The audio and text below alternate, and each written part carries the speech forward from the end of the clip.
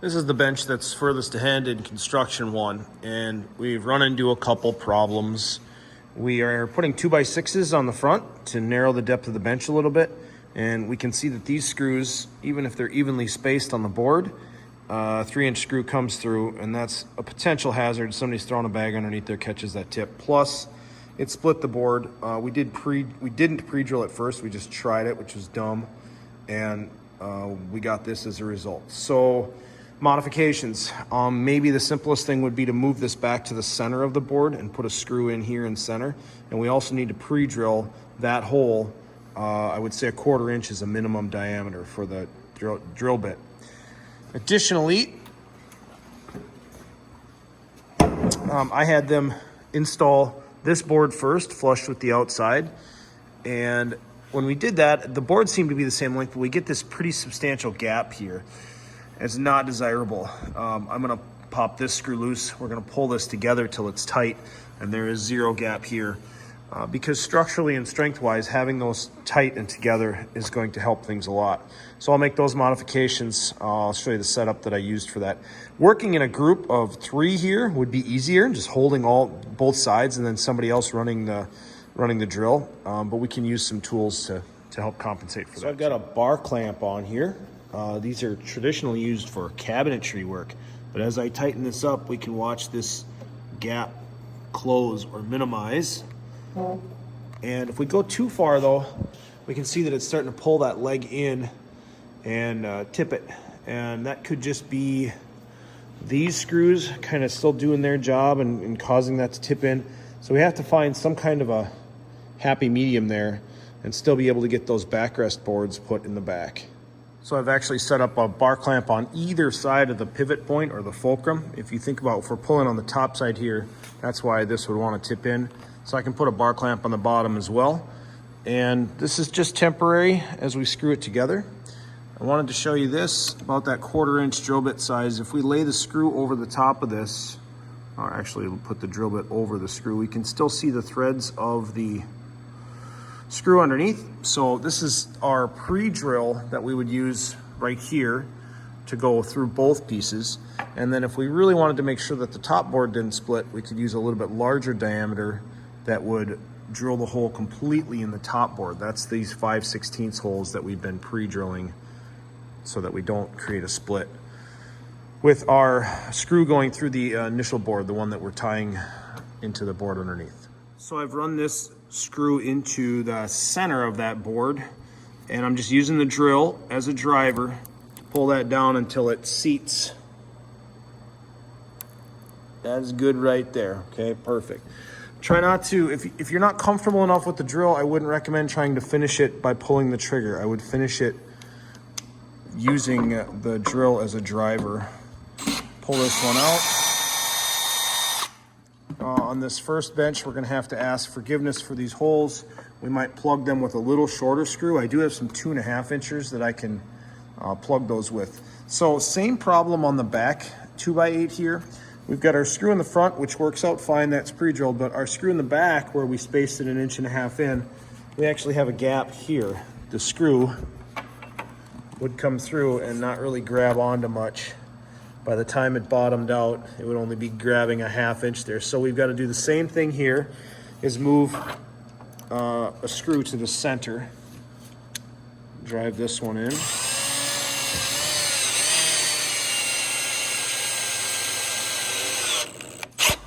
That time I used the trigger. I'm pretty comfortable with doing that. You don't want to over screw that. And that one's maybe a little over tightened, but I'll forgive myself. Okay, I've got one in over here. That's centered. And now that I've got screws in, leaving these clamps in place might be really nice to put the backrests in because they might kind of friction fit. So give me a second. So I moved a bar clamp up to create some tension there so that I could knock this board into place.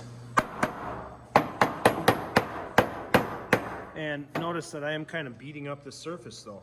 So that is something that with a group of 3, we can probably just hold these in place. And we want to be flush with this top edge to the top of our bench upright. So I'm close right now. I could use a rubber hammer if I had a rubber mallet down here. I don't even think I do.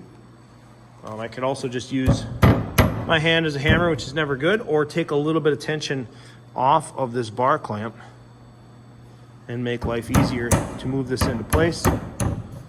I want to be flush on the backside with these boards, and I really only need to get one good in order to put screws in.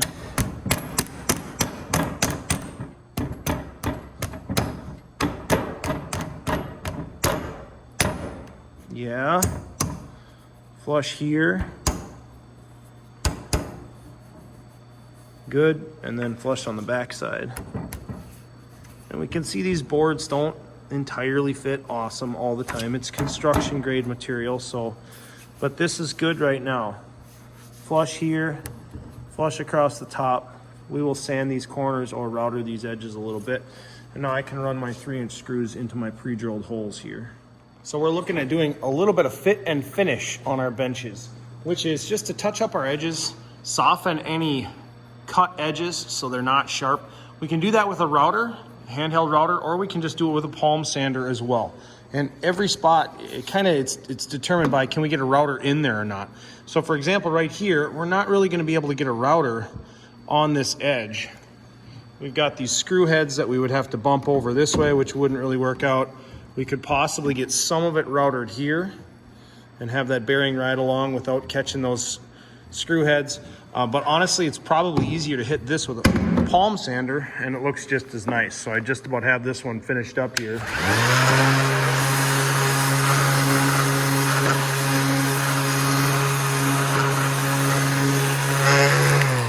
And I've got my 3/16 round over look there. Now, any sharp corners, we want to knock these corners down, the points, okay? Those would catch on clothes. You're sitting on here with, I'm sure, very short tennis shorts, because that's what they usually wear.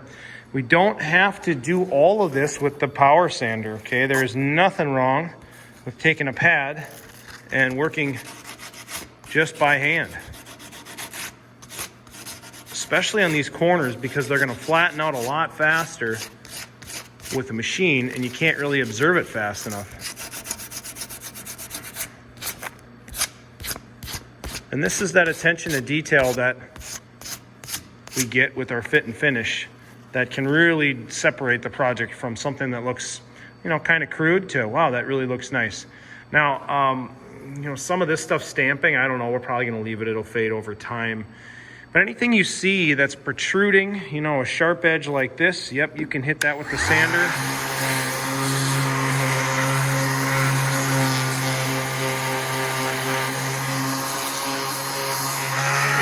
Edges that are sticking out.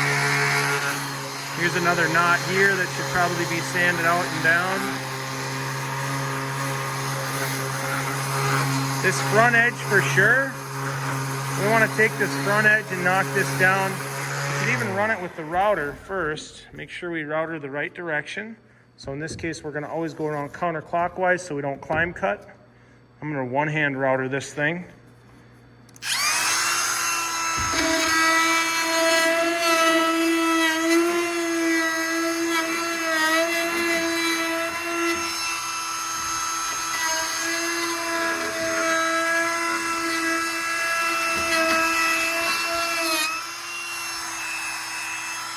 That gives us a nice consistent round over here, and we can still finish that off with the sander. Notice how I'm oscillating that head. I don't want to create flat spots, so I'm really creating that round over with the sander, pivoting on the edge, getting rid of those router marks. Try not to hit the screw heads if you can avoid it.